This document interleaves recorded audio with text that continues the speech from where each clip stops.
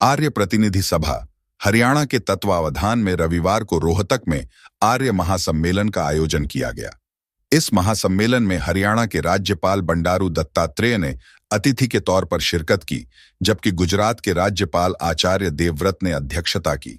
जबकि हरियाणा के शिक्षा मंत्री महिपाल ढांडा भी महासम्मेलन में विशेष तौर पर मौजूद रहे। महासम्मेलन के दौरान अपने संबोधन में हरियाणा के राज्यपाल बंडारू दत्तात्रेय ने आर्य समाज के संस्थापक स्वामी दयानंद सरस्वती को सच्चा राष्ट्रवादी बताया। उन्होंने सामाजिक कुरीतियों के उन्मूलन में आर्य समाज की भूमिका का जिक्र किया।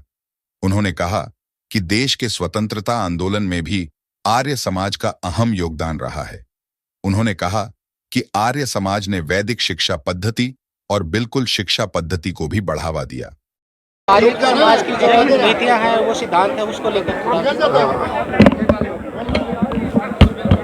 आर्य प्रतिनिधि सभा हरियाणा दयानंद मठ रोहतक में हरियाणा प्रदेश की ओर से आर्यों का एक महासम्मेलन हुआ।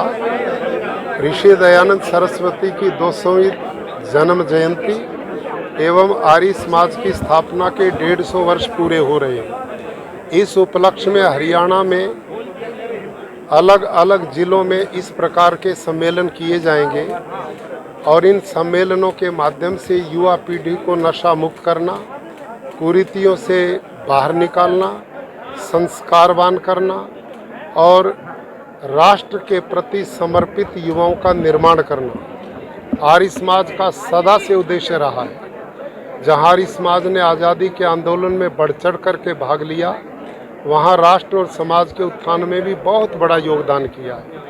और अब भारत के यशस्वी प्रधानमंत्री श्रीमान नरेंद्र मोदी जी ने प्राकृतिक खेती को राष्ट्रीय कृषि मिशन बना दिया है।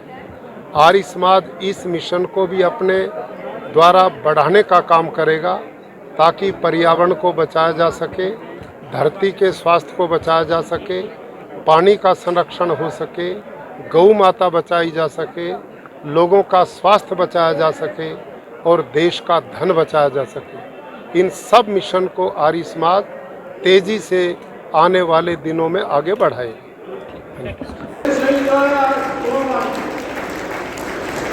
इसलिए वेदों को प्रमाणित करते हुए स्वामी जी ने एक बहुत बड़ा कार्य किया है। वेद जो है देवों की भाषा में थी, लेकिन स्वामी जी दयानंद सरस्वती ने पहली बार वेदों को सारा संग्रह करके सत्यार्थ तलाश के नाम से हिंदी में जो है किताब लाया, जो आम जनता जा सकती है। स्वामी जी का सत्यार्थ तलाश जो है एक ग्रंथ हमारे लिए आज वेद है।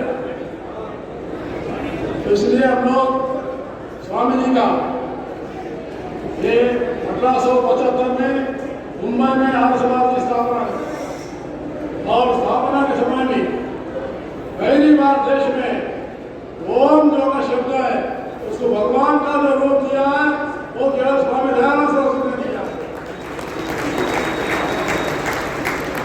इसलिए आज जो भी मंत्र होगा ओम भूर् भुवः तत्सवितुर्वरेण्यं भर्गो देवस्य धीमहि। इसलिए ओम जो है हर मंत्र का जो है ओम से ही उच्चारण होता है। ओम है भगवान है, भगवान ही ओम है, वो भी भगवान है। इसलिए हम सब लोग आर्य समाज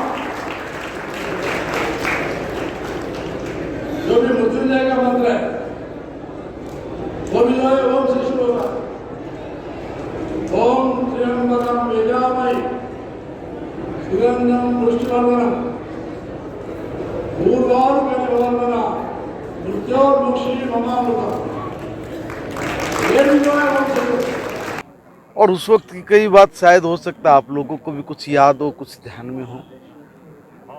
मैं समझता हूँ कि आज फिर उसी प्रकार के चाहे माहौल टेक्नोलॉजी का हम उपयोग करके फिर से एक मुहिम छेड़ने की आवश्यकता है। अगर हमने अपने परिवार बचाने हैं, अपने बच्चे बचाने हैं, अपना बुढ़ापा ठीक रखना है, अपने देश के लिए कुछ कर गुजरने की जो हमारे अंदर कशिश है उसको पूरा करना है। और अब तो हिंदुस्तान ने एक चुनौती दे डाली है पूरी दुनिया को कि आज हम लोग दब के बात नहीं करेंगे। कमज़ोर राजनीतिक सोच के कारण इस देश का बट्ठा बैठा, कमज़ोर राजनीतिक सोच के कारण हमारे यहाँ के अच्छे इंजीनियर, अच्छे डॉक्टर, अच्छे साइंटिस्ट, अच्छी प्रतिभाएं हमारे देश से निकल के बाहर चली गई। मजबूत राजनीतिक सोच के कारण ये सब चीज़ें फिर से वापस आई हैं। जब ये वापस आई हैं तो हम लोगों का एक ही ध्येय है, वो ध्येय है भारत माता की जय।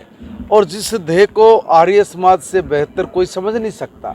इस देश के लिए करने मरने वाले लोग, इस देश के लिए अच्छी विधा का मैं कहूँगा जिन्होंने अनुसरण करते हुए इस देश के संस्कारों को, इस देश के गौरव को बचा के रखने का काम किया है, ऐसी परिपाटी में अब फिर आर्य समाज की एक बड़ी भूमिका बनती है कि वो अपने काम से भागे नहीं, वो अपने काम से आलस्य नहीं दिखाए, वो अपने काम के प्रति और सजग होके इस देश के लोगों का के अगुवा बन के फिर से अपने देश को दुनिया का सबसे ताकतवर देश बनाने के लिए मरना है, खपना है, मिटना है।